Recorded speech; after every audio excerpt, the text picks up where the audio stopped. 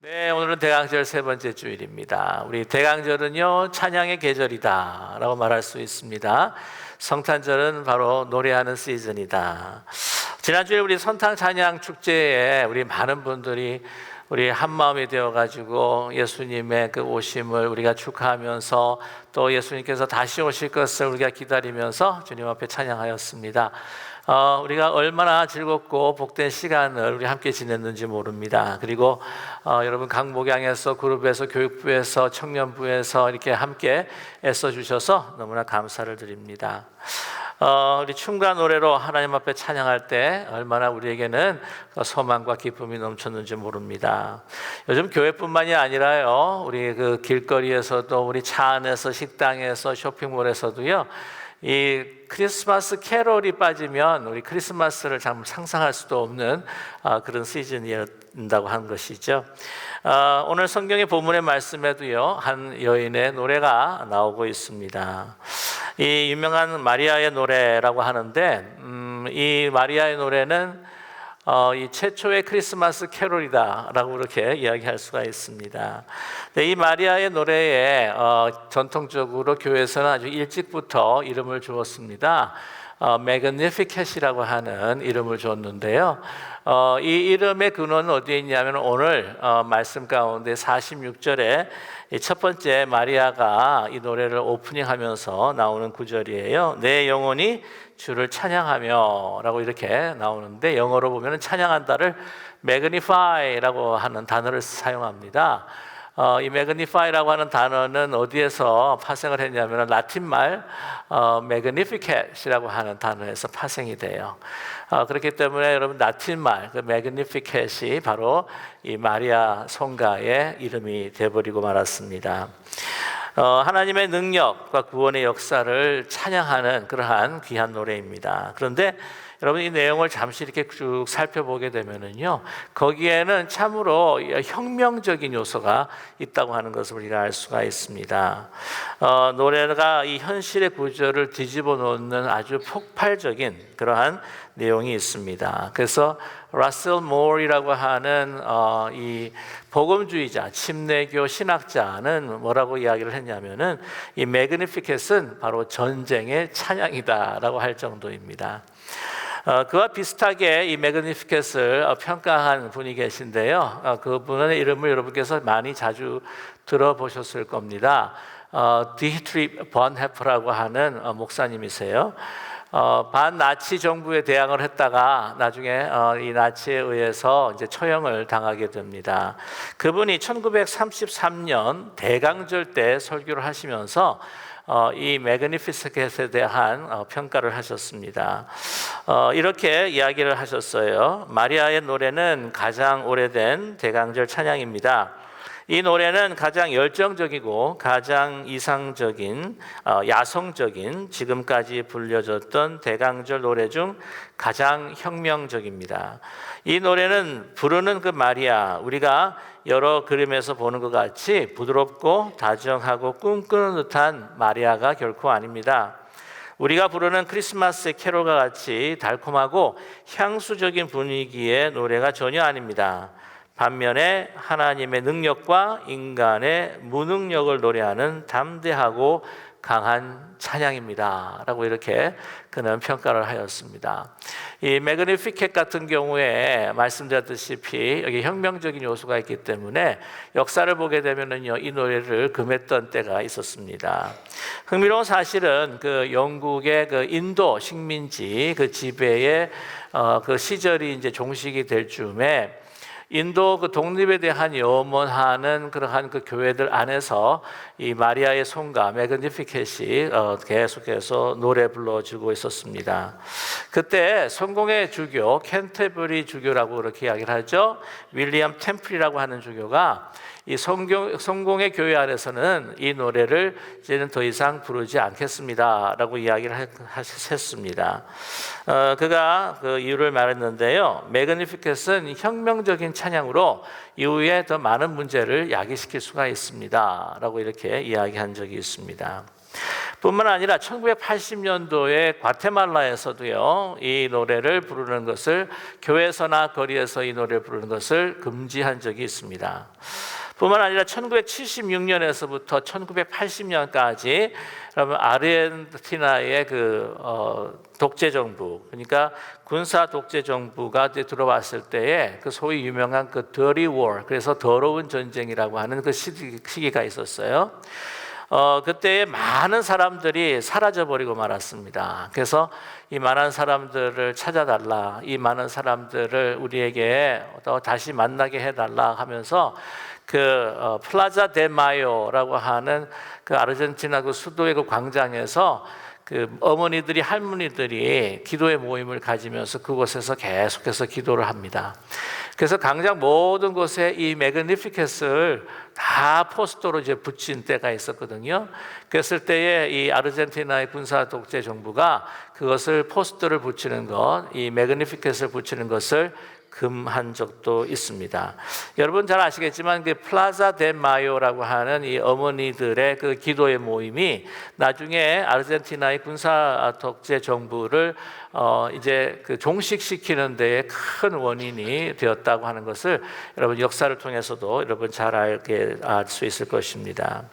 마리아가 이 노래를 성전 중앙에서 이 노래를 불렀다든지 아니면은 그때 당시 로마의 그 총독이 예루살렘에 오면 머무는 그 안토니오 성 그 광장에서 만약에 이 노래를 불렀다고 한다면 그 노래를 금지할 뿐만 아니라 마리아가 수감이 될 수밖에 없는 상황에 이르렀을지도 모릅니다.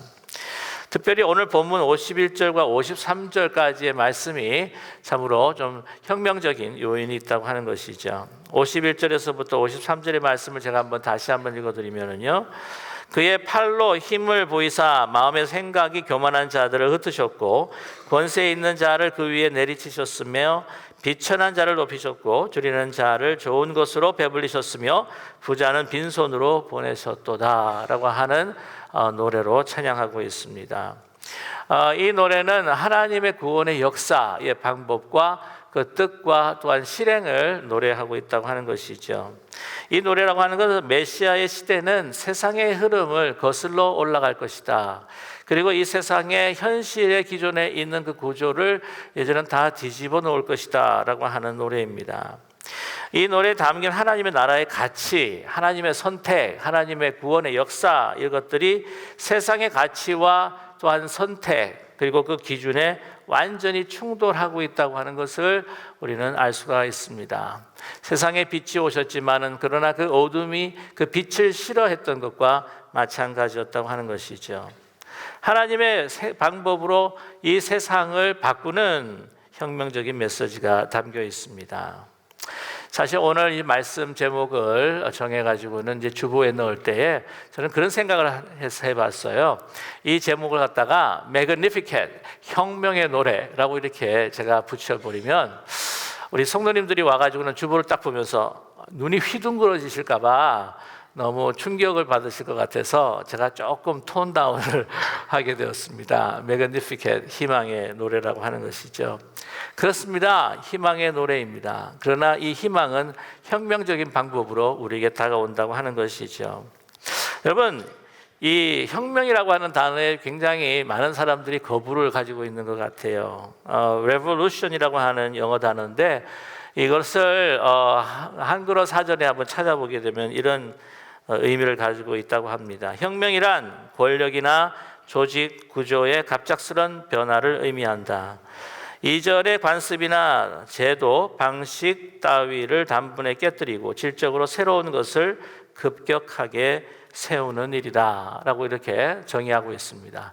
여기에 무슨 피나 폭력이 사실은 그 정의 안에 들어가 있지 않습니다. 그런데 우리가 늘 생각하고 있는 것은 프렌치 레볼루션, 러시아 레볼루션, 소비에트 레볼루션을 생각하면서 피와 폭력에 그냥 뒤범벅이 된 우리 역사로 인해서 이 혁명이라고 하는 단어가 좋은 의미를 우리에게 갖고 있지 않다고 생각을 합니다. 그러나 이러한 모든 기준과 가치를 뒤집어 놓는 것에 있어서는 예수님께서 그 방법을 통해서 이 땅에 오셨고 우리 인간을 구원하셨다고 하는 사실입니다.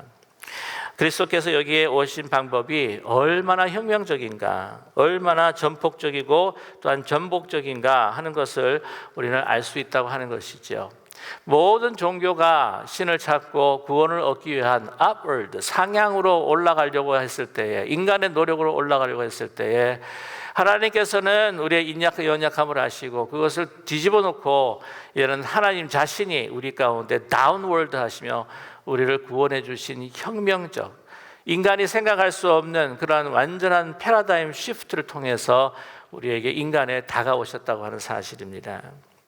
여러분, 헬라 사람들 가운데서도 여러분 예수님 그리스도의 그 구원의 방법을 이해할 수가 없었었죠. 지난주일 말씀 가운데 여러분께서 기억하시는지 모르겠지만은 하나님께서 말씀으로 창조하실 때에 그 말씀이 하나님과 계셨다고 이야기를 합니다. 로고스라고 하는 거죠. 모든 하나님의 그 지혜 또한 하나님의 마음이 있는 그 로고스가 어떻게 하여 우리가 감옥에서 탈출하고 싶어하는 육체, 이 sarx, 플래시의 그 몸을 입고 오실 수가 있느냐, 그들은 이해하지 못했습니다. 패러다임 시프트, 이 혁명적인 사고의 전환을 가질 수 없었다고 하는 것이죠. 유대 사람들도 마찬가지였습니다. 어떻게 예수 그리스도의 구원이 십자가를 통할 수가 있느냐, 어떻게 하나님이 십자가에 매달리실 수가 있느냐라고 표적을 구하는 유대 사람에게는 하나님께서 우리에게 제시하신 오직 유일한 길, 예수 그리스도의 십자가를 통한 구원의 그 패러다임을 그들은 수용할 수가 없었다고 하는 것이죠. 왜냐하면 너무 혁명적이었기 때문입니다. 그들이 가지고 있는 종교적인 가치를 다 무너뜨릴 수밖에 없었던 그러한 하나님의 그 구원의 방법을 도저히 받아들일 수 없었다고 하는 것이죠. 예수 그리스도의 탄생 방법, 특별히 마리아를 통한 하나님의 그 선택 방법은 너무나도 혁명적인 것입니다. 하나님의 역사의 혁명은 폭력적인 것이 결코 아닙니다. 그것은 바로 사랑과 또한 섬김과 은혜로 오시는 우리의 삶을 완전히 뒤바꿔 놓는 그러한 혁명적 사건입니다. 여러분, 인간이 하나님의 역사를 죄로 완전히 뒤집어 놓았다고 하는 생각을 여러분께서 하고 계십니까? 우리가 살아가는 이 세상이 정상이라고 생각하십니까? 아닙니다. 우리 인간의 죄로 인해서 하나님께서 만드신 아름다운 창조의 질서, 우리의 아름다운, 우리의 하나 될 수 되어야 하는 그 관계를 이제는 찢어놓고 다 뒤집어놓고 엉망으로 망가뜨린 것이 바로 누구입니까? 우리 인간이 아닙니까? 그것을 다시 뒤집어 놓겠다고 하시는 것이 바로 예수 그리스도의 구원의 길이요, 하나님의 우리를 향하신 역사인 줄로 분명히 믿습니다. 여러분, 오늘 매그니피켓, 마리아의 노래, 인간이 쓰는 역사가 아닙니다. 하나님께서 쓰시는 역사입니다. 하나님의 역사가 하나님의 역사의 주체이시며 주관자이고 또한 그것을 마리아는 찬양하고 있다고 하는 사실이죠.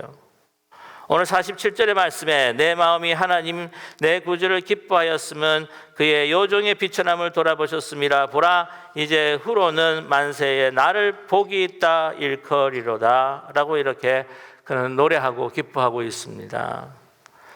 우리는 종종 이야기하기를 인간의 역사는 힘 있는 자의 소유라고 이야기합니다. 힘 있는 자들이 역사를 써내려간다고 합니다. 그러나 마리아의 노래는 이 세속적인 역사를 완전히 뒤집어 놓고 있다고 하는 것이죠. 이 메시아의 노래가 혁명적인 것은 하나님의 역사는 낮은 곳에서부터, 높은 것이 아닙니다. 낮은 곳에서부터, 비천한 것으로부터 시작한다고 하는 것이죠. 권세와 부로 군림하고 또한 윽박하는 그러한 것이 아니라 낮은 곳에서 사랑의 섬김으로 이 세상을 구원하고 우리와 함께 하시는 예수 그리스도의 혁명적 사건, 이 사건이 바로 크리스마스와 대강적의 사건이라고 하는 것을 믿는 우리 모두가 되기를 간절히 원합니다. 48절에 보면 그의 요정의 비천함을 돌아보셨습니다. 보라, 이제 후로는 만세에 나를 복이 있다 일컬이로다 라고 이렇게 말씀하고 있습니다. 참으로 연약하고 보잘것없는 것으로부터 시작한다고 하는 것이죠. 바로 역사는, 하나님의 역사는 비천한 자로부터 시작한다는 것이죠. 하나님은 교만한 자를 낮추시고 낮은 자를 세우시는 바로 그 진리를 이 여인은 메시아를 잉태하면서 이 세상에 먼저 선포하고 있습니다. 여러분, 하나님의 이 구원의 역사, 미천한 자로부터 시작하는 이 한 여인으로부터 시작하는 역사가 얼마나 혁명적인가. 그 당시는 가부장 제도의 사회였습니다. 남성 우월조직인 유대 사회였습니다. 여러분께서 언제 한번 말씀을 드렸는지 모르겠지만 예수님이 태어나실 때에 팔레스타인에서 유대 남자들이 아침에 일어나면 먼저 하나님 앞에 드리는 기도가 있습니다. 저를 이방인으로 태어나지 않게 하시고 종으로도 태어나지 않게 하시며 여자로 태어나지 않게 해주셔서 감사드립니다. 하나님 영광 받아 주시옵소서. 그러나 이 교회는 예수 그리스도의 복음으로 이것을 완전히 다 뒤집어 놓았습니다. 바울 사도는 우리에게 이야기합니다. 하나님의 공동체, 하나님의 나라는 어떤 것인가? 종이나 자유자나 헬라인이나 이방인이나 유대인이나 남자나 여자나 예수 그리스도의 안에서 하나라. 그 모든 벽과 담을 다 허물어 주시고 이 사회적 구조를 완전히 뒤바꿔 놓으신 혁명적인 스테이트먼트가 아니겠습니까? 그럼에도 불구하고 이 세상에 취하여서 우리는 이 공동체에 들어왔을 때에 자리매김을 하며 더 높아지려고 하고 더 우월해지려고 하고 사랑의 섬김으로 우리가 서로 하나 되는 것이 아니라 우리는 더 많은 것으로 우리는 군림하려고 하는 그러한 멘탈리티가 있다고 한다면 이것은 결코 하나님의 구원의 방법과 하나님의 나라의 가치가 결코 아니라고 하는 사실이죠. 너무나도 혁명적인 것은 바로 하나님의 선택이 이 마리아가 하는 여인에 있었다고 하는 것입니다. 어떻게 골라도 이런 별로 이렇게 보기에 쓸모없는 여성을 골랐을까 할 정도가 아니겠습니까? 어떻습니까? 그 여인을 봤을 때에 그런 어떤 아주 유소한 그러한 그 집안의 딸도 아닙니다. 지혜 있는 라피의 딸도 아니었습니다. 예루살렘에 있는 그러한 제사장의 딸도 아니었습니다. 헤롯 왕의 또한 귀족에 속해 있는 딸도 아니었습니다. 예루살렘이 아니라 저 갈릴리 그 한 곳에 정말 변방의 한 여인, 그것도 13살, 많으면 13살, 많으면 16살, 적으면 13살의 저 소녀 같은 아직도 얼굴에 여드름이 가시지 않을 듯한 그러한 그 소녀를 하나님께서 선택하셨다고 하는 것이죠. 그것은 하나님의 혁명적인 역사의 사건이었습니다. 그럼에도 불구하고 자기 자신의 배경을 보고 자기 자신의 어떤 능력을 볼 때에 아무것도 할 수 없었던 그냥 평범한 결혼 생활을 통해서 그렇게 살아가려고 했던 그 여인 작은 소녀가 하나님의 부르심을 받고 자기의 그 잉태 소식을 듣고 그것을 확신하면서 그녀는 이제 확신합니다. 이제부터 예수 그리스도를 잉태하는 메시아를 잉태하는 혁명적인 삶을 살 것이다. 그러면서 그녀는 노래하고 있습니다. 만세 나는 복이 있다 일컬으리라. 가난하고 어린아이 같은 여인을 통해서 역사하시는 혁명적인 하나님의 사건. 그래서 C.S. 루이스는 이렇게 말합니다. 하나님의 우주를 향한 구원의 계획이라고 하는 것은 점차 축소되어서 마침내는 창 끝의 한 점처럼 작아진다. 그리고 최소 단위의 한 점은 노래하는 한 유대 소녀이다. 만약 하나님께서 이 작은 소녀를 통하여서 하나님의 혁명적인 구원의 사건을 펼치셨다고 한다면 이 시간 우리의 삶의 모습이 비록 미천하고 부족하고 힘없고 연약하고 질병 가운데 있다고 할지라도 우리를 부르시는 하나님의 메시아적인 사건에 응답할 때에 우리는 혁명적인 사건들을 주님과 함께 이루어갈 수 있는 교회와 또한 우리 가정과 삶이 될 줄로 분명히 믿습니다. 하나님의 선택은 항상 늘 똑같았습니다. 그것을 바울은 알고 고백합니다. 고린도전서 1장 27절에서 28절의 말씀에서 그는 이렇게 고백합니다. 그러나 하나님께서 세상의 미련한 것들을 택하사 지혜 있는 자들을 부끄럽게 하려 하시고 세상의 악한 것들을 택하사 강한 것들을 부끄럽게 하려 하시며 하나님께서 세상의 천한 것들과 멸시받는 것들과 없는 것들을 택하사 있는 것들을 폐하려 하시나니 이는 아무 육체라도 하나님 앞에서 자랑하지 못하게 하려 하심이라. 아멘. 거대한 많은 그 주위의 강대국을 다 내려놓고 하나님께서는 한 아브라함을 택하시고 한 작은 이스라엘을 선택하셨습니다. 하나님께서 선지자를 선택하실 때에도 그러한 물론 제사장의 그룹과 전 선지자의 배경을 가지고 있는 사람도 있겠지만은 그러나 많은 이들 가운데 농부 출신과 또한 목동의 출신들도 많았다고 하는 것을 우리는 알 수가 있습니다. 예수님께서 또한 이러한 구원의 역사를 이루시기 위해서 선택했던 그들의 12 제자들 그리고 함께 하셨던 그 여인들 그들은 다 비천하고 그 당시에 천한 사람들이었다고 하는 것을 우리는 너무나 잘 알고 있습니다. 하나님은 낮은 자를 선택하십니다. 낮은 자를 선택하셔서 하나님의 온전한 능력이 우리의 연약함과 우리의 비천함을 통해서 나타나기를 원하시는 하나님의 분명한 계획이 있다고 하는 것을 우리가 의심하지 않고 확신하는 우리 모두가 되기를 간절히 원합니다. 여러분, 그러나 권세 있는 자들 또한 부유한 자들을 다 내리치시고 다 빈손으로 내보내시는 하나님이 아니십니다. 중요한 것은 그들이 가지고 있는 마음이라고 하는 것이죠. 그들이 부유하고 권세가 있을 때 우리 인간은 연약하기에 그것으로 자기 스스로 슬까하여 하나님을 버릴 때가 너무나 많다고 하는 것을 우리는 너무 잘 알고 있습니다. 그러나 그렇지 않는 사람도 있다고 하는 거예요. 오늘 51절의 말씀입니다. 그의 팔로 힘을 보이사 마음에 생각이 교만한 자들을 흩으셨고, 부유한 자들과 권세 있는 자들의 그 마음속에 이러한 교만한 마음이 쉽게 들어갈 수 있기 때문에 이 말씀을 통해서 우리에게 경고하셨다고 하는 것이죠. 그러나 그렇지 않는 사람들이 있습니다. 자기가 권세를 갖고 부를 가졌다고 해서 교만하지 아니하고 하나님의 그 뜻을 따라서 살아가려고 하나님을 바라보며 하나님 중심으로 살아갔던 사람들이 있어요. 여러분, 그런 가운데 이런 정치가가 있습니다. 이 정치가의 연설을 여러분께 쭉 읽어드릴 텐데, 만약에 요즘에 이런 시대에 이런 연설을 했다고 한다면 투표를 많이 받을 수 있을까 한 그것을 한번 생각해 보셨으면 좋겠습니다. 제가 연설문 한번 읽어드릴게요. 우리는 하늘로부터 내려오는 가장 최상의 축복의 수혜자들입니다. 우리는 오랫동안 평화와 번영을 유지해 왔습니다. 우리는 다른 나라와 비교할 수 없을 정도로 수적으로, 경제적으로, 군사적으로 성장해 왔습니다. 하지만 우리는 하나님을 잊어버렸습니다. 우리는 하나님의 은혜의 손길이 우리나라의 평화를 유지해 왔고 우리를 부유하고 강하게 하셨습니다.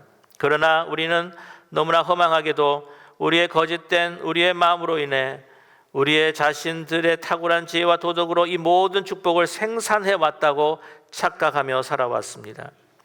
우리는 끊임없는 선곡에 중독이 되었고 우리는 우리 스스로의 만족으로 인해 우리는 구원과 은혜의 축복, 은총은 필요 없는 것처럼 살았습니다. 우리가 너무 교만하여 우리를 창조하신 하나님께 기도하지도 않고 우리에게 취하여 살아왔습니다. 여러분, 누구의 연설일까요?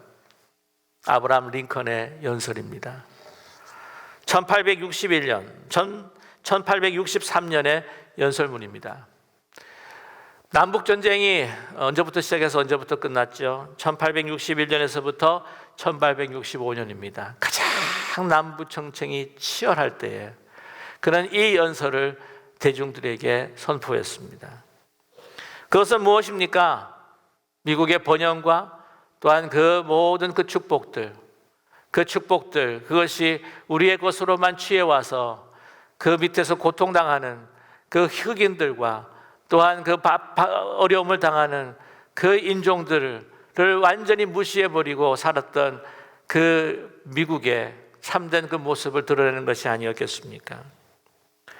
흑인들에 대한 고통과 아픔을 잊고 자신들의 풍요한 삶에 만족하며 사는 미국인의 삶에 대한 엄청난 혁명적인 도전의 말씀이 아니겠습니까? 그는 대통령이었지만, 그는 권세를 가졌지만, 그러나 하나님의 그 뜻을 따라서 모든 것을 위험을 감수하며 미국의 역사에 찬란한 빛나는 노예 해방의 역사를 일구어 나갔던 것이죠. 오늘 대강절을 지내면서 여러분, 크리스마스의 메시지는 희망의 메시지면서 그 전에 그 희망을 위한, 참된 희망을 위한 혁명적 메시지라고 하는 것을 잊지 않는 우리 모두가 되기를 간절히 원합니다. 여러분, 다른 데서 무슨 피켓을 들거나 무슨 구조를 바꾸라고 하거나 그런 것이 아닙니다. 이 혁명은 우리가 다시 하나님 앞께로 돌아가는, 우리가 하나님 앞에 나 자신을 다시 새롭게 볼 수 있는 내 안에 영적인 혁명으로부터 시작한다고 하는 것을 잊지 않은 우리 모두가 되기를 간절히 원합니다. 먼저 우리 안목의 혁명이 있기를 원합니다. 그것을 위해 기도하기를 원합니다. 우리의 보이는 현실이 진정한 현실이 아니고, 우리의 세상의 그 기준은 외모로 사람을 판단하고 외모로 모든 것들을 규정하고 그들의 조건과 배경으로 그 사람을 평가하는 이 모든 세상의 그 기준을 완전히 뒤집어서 하나님께서 보시듯 그 내면과 중심을 볼 수 있는, 그 안에 하나님의 형상을 두었기에 그는 그 사람의 존재 자체로 귀중하다고 하는 그 믿음의 안목을 볼 수 있는 저와 여러분 되기를 간절히 원합니다. 혁명적인 안목이 우리에게 필요합니다. 또한 예수 그리스도께서 거하며 예수 그리스도께서 임하시는 그곳은 높은 곳이 아니라 바로 낮은 곳, 우리를 구원하시기 위해서 낮은 곳으로 임하셨다고 하는 분명한 확신을 가지고 이제 더 높은 것을 바라며 더 높은 것을 향하여 나가기보다는 더 낮은 자리에 더 비천하고 외롭고 힘들고 고통하는 자리에 있는 우리 이웃들을 향해, 우리 믿음의 형제자매들을 향해 내 눈길을 돌리고 나아가는 우리가 되기를 간절히 소망합니다. 이 대강절 시즌에 우리 세상이 우리 중심으로 돌아간다고 하는 그러한 생각들을 완전히 버리고 이제는 모든 세계가 하나님의 중심으로 돌아가는 그 패러다임 시프트의 혁명적인 그 믿음과 또한 확신을 가지고 살아가기를 기도하는 우리 모두가 되기를 원합니다. 중세시대 때에 여러분, 태양을 중심으로 해서 지구가 돌아가는 것이 아니라 지구가 중심으로 해서 태양이 돌아간다고 하는 생각을 갖고 있지 않았습니까? 믿음을 갖고 확신을 갖고 있지 않았습니까? 코페르니쿠스적인 패러다임 시프트, 그 사고와 그 안목의 그 혁명, 그 확신이 우리의 영적인 삶에서 나타나기를 원합니다. 우리가 너무 높이, 너무 빠르게 우리는 그것을 추구하며 살아가는 이 세상의 기준을 가지고 살아가다 보면, 여러분, 전투기 조종사들이 하는 이야기가 있어요. 너무 높이, 너무 빠르게 날다가 이제 하강할 쯤 되면 이게 하늘이 땅인지 땅이 하늘인지 알 수가 없다는 거예요. 그때가 위험하다는 때입니다. 땅으로 그냥 쳐박아 버리는, 크래시할 수밖에 없는 그런 상황에 돌입하게 된다고 하는 것이죠.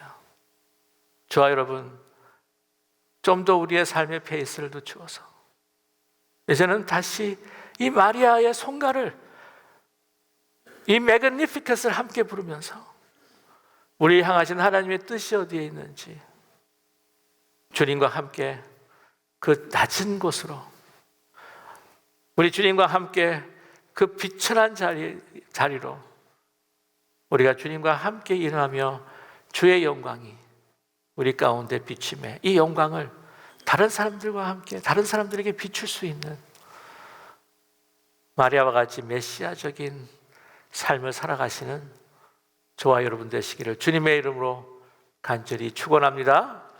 기도하겠습니다. 사랑의 하나님 아버지,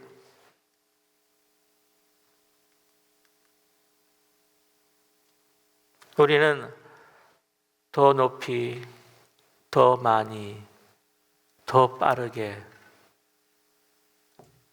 그 세상의 기준을 가지고 취하면서 살아왔습니다. 정신없이 살아왔습니다. 그 세상에 취해서 교회까지 들어와 그것이 하나님의 가치이냐?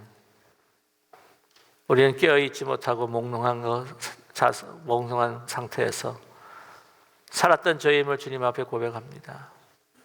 사랑의 하나님, 다시 주의 부르심에 귀 기울이며 주의 혁명적인 그 구원의 역사가 어떤 것인지 우리의 마리아의 찬가 매그니피켓을 우리가 함께 부르고 들으면서 우리도 우리의 믿음의 혁명, 영적인 혁명, 신앙의 혁명, 퍼스펙티브와 안목의 혁명들을 통해서 하나님의 구원 역사를 우리 낮은 곳에서부터 시작할 수 있는 겸손히 우리 모든 것들을 내려놓고 주님 앞에 돌아가는 저희들 될 수 있도록 은총 베풀어 주시옵소서. 나만을 위해서 사는 인생이 아니라 이제는 태양을 중심으로 지구가 돌듯 주님 중심으로 돌다 보니 이제는 나 자신이 아니라 우리 주위에 주의 시선이 머무는 힘들고 어려운 사람들의 우리의 시선이 머물 수 있는 우리의 인생이 될 수 있도록 은총 베풀어 주시옵소서. 예수 그리스도의 이름으로 간절히 기도드립니다. 아멘.